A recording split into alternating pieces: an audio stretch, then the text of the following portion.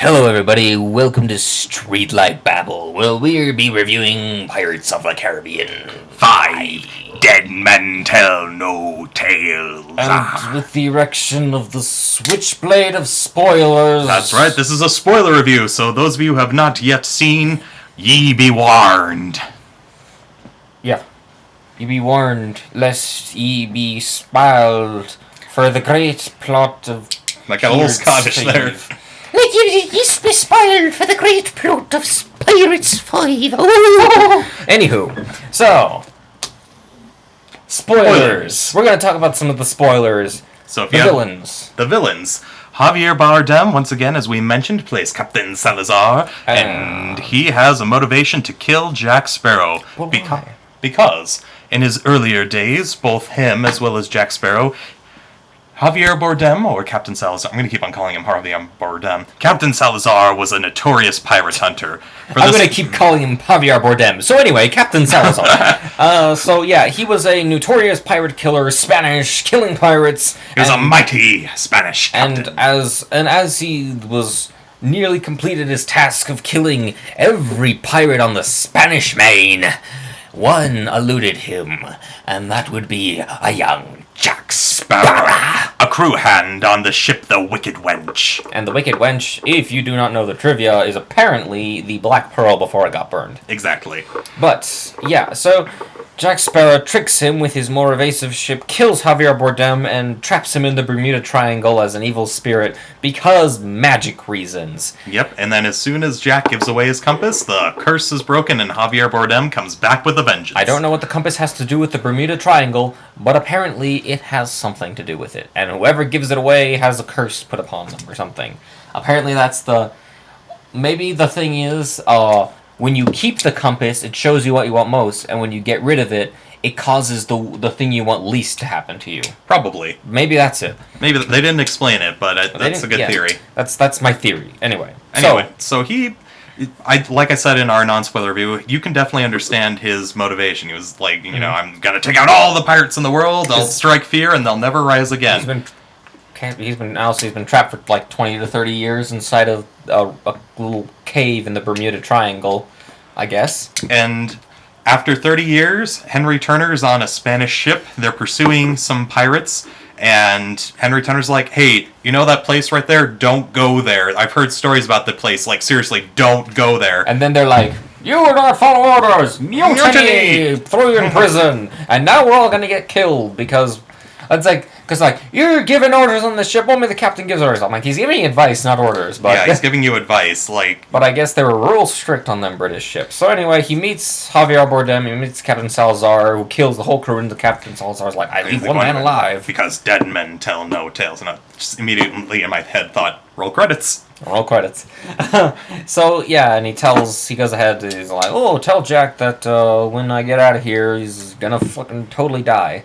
And so we begin our movie. Jack, well, as I said before, doing some honest pirating. They're stealing a giant safe and they botch it horribly because Jack opens the safe while they drag it along through the town, and all the money is lost. And he sleeps with the mayor's wife. Because. So yeah, it's interesting. I like seeing good old the geriatric Jack. Doing pirate things. And then after they failed, just Jack's entire crew just completely deserts him. And I feel like that was really mean-spirited of Gibbs. Because Gibbs was like his best friend forever. And they would... I thought there was nothing that would ever separate the two of them. They were, like you said, best friends forever. Like, unless circumstances, it's like... Alright, Gibbs, you need to do this, and I'll do that. Like, that's the only thing that'll separate them. But apparently Gibbs had just had enough of Jack Sparrow. Apparently Jack Sparrow's been a shit captain throughout the whole time in between the time skip of 4 and 5. So, Gibbs has had enough, and they all just leave him, and Jack Sparrow's at the end of his rope, gives away his compass, and, of course, Captain Salazar is then released. Yeah, and then... out of nowhere, when Jack's about to die, his crew come back. Yeah, his crew come back, because they were paid to, I guess, by Turner's son. I don't really get it.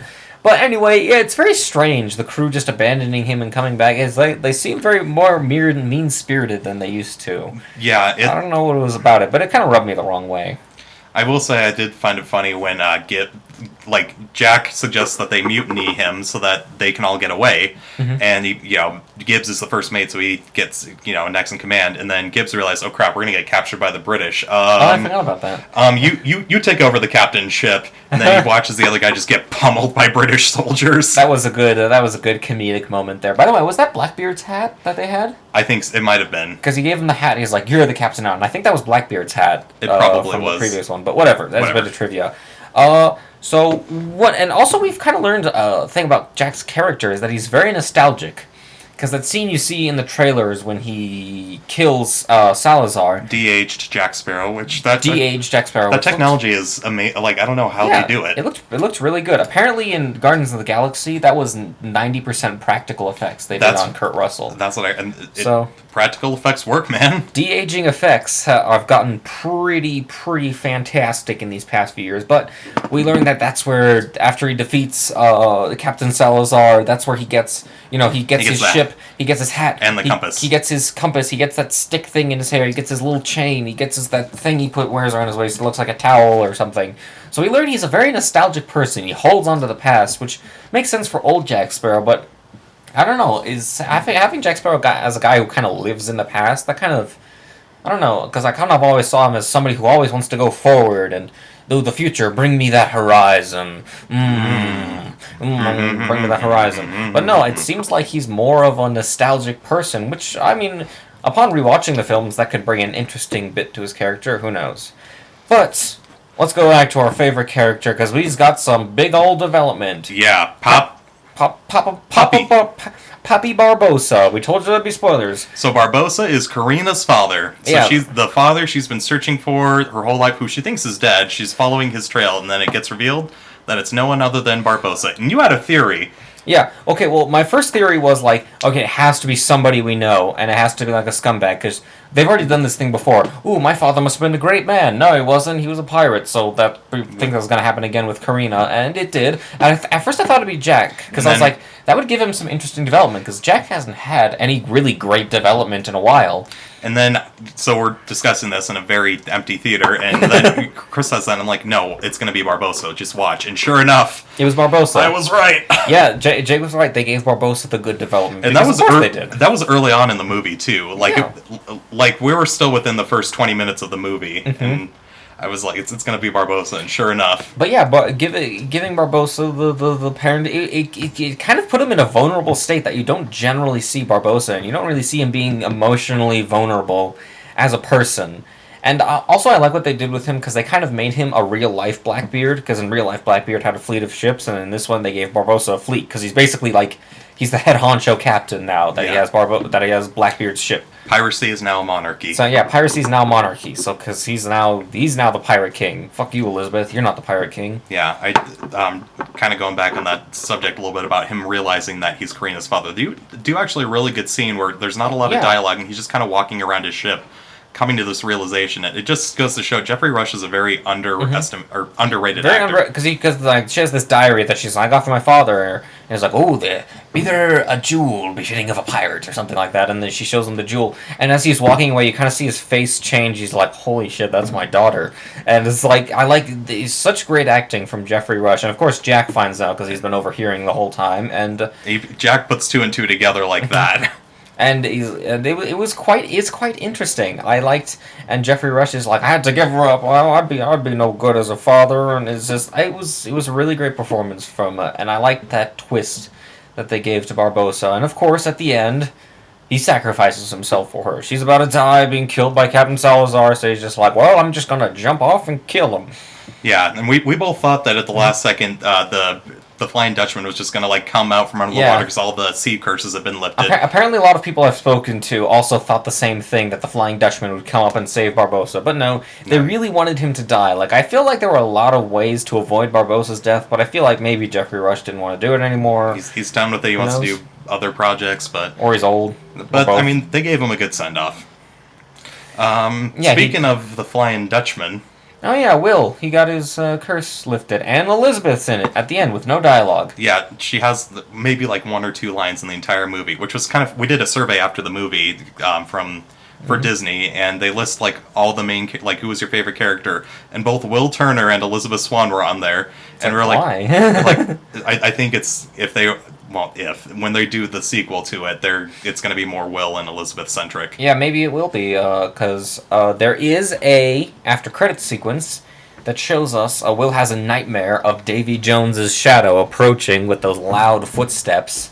And well, that's always like a huge moment. And then when he wakes up, there are like little barnacles on the ground before their bed. So it's like, oh my god, Davy Jones is alive somehow now. Because I guess curses have been lifted or something. Yeah, I don't know how. A lot of people are saying, if the curse has been lifted and Davy Jones is back, how come he still looks like a Cthulhu-esque monster? And I have a theory. I think that Davy Jones is human again, but that's how the tentacle Davy Jones squid monster is how Will remembers him. But then, what about the barnacles?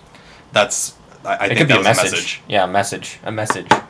But yeah. Oh, the middle bit that we freaked out. I almost forgot. So there's a scene where they end up on an island, and Jack Sparrow is. We meet characters from his past, and he's like, they have some beef with him, and this dude wants to marry Jack Sparrow to his super ugly sister. Like, they make a huge point about how ugly she is. Like, and they don't. I mean, you can just tell she is ugly. I mean, and they like not Jesus, and they're like, give me a kiss, and like black gums, and like at first when they were talking about the sister, I thought it was gonna be like a fake out, and she's like a super super hot chick. But no, she is like.